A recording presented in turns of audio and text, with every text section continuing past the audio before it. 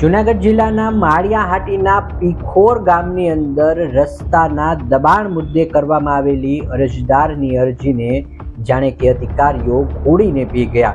મામલતદારે એવો હુકમ કર્યો કે આ રસ્તા ઉપર કોઈ પણ પ્રકારનું દબાણ નથી થયું, પરંતુ હકીકતે જોતા રસ્તા ઉપરના દબાણો નજરે પડ્યા છે અને અરજદારે ફરીથી જિલ્લા સ્વાગત કાર્યક્રમમાં અરજી કરવાની ફરજ પડી છે।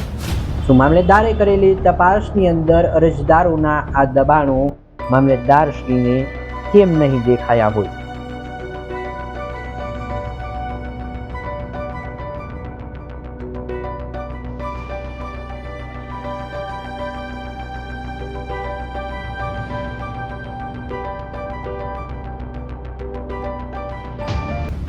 મારું નામ વાળા ભરતભાઈ લખનુભાઈ છે। મારું ગામ ભાટગામ માંગરોળ તાલુકાનું। અમારી જમીન આવી માળિયા તાલુકાના પીખોર ગામમાં।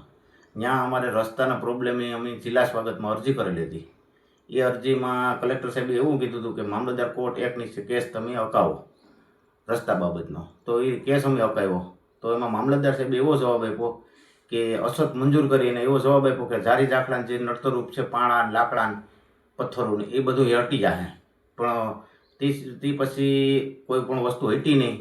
એ પછી અમે ગયા પાછા જિલ્લા સ્વાગતમાં, તો સાહેબે એવું જિલ્લા સ્વાગતમાં એવું રોજકામ આપી દીધું પાયા વિહોણું કે સાહેબ આટલા હાલમાં કોઈ ત્યાં વસ્તુ છે નહીં, પણ અમારી પાસે ફોટા વિડીયો બધું છે। હજી આજની તારીખમાં એમાં કોઈ પણ વસ્તુ ત્યાંથી નીકળી શકે એવું નથી, અને પાણા લાકડા અને પથ્થરો બધું એમનેમ જ પારા હોય તેમનેમ જ પીડ્યા। બરાબર, અમે મામલતદાર સાહેબને વારંવાર રજૂ કરતા, મામલતદાર સાહેબે હજી આમાં કોઈ તકેદારી દીધી નથી અમને।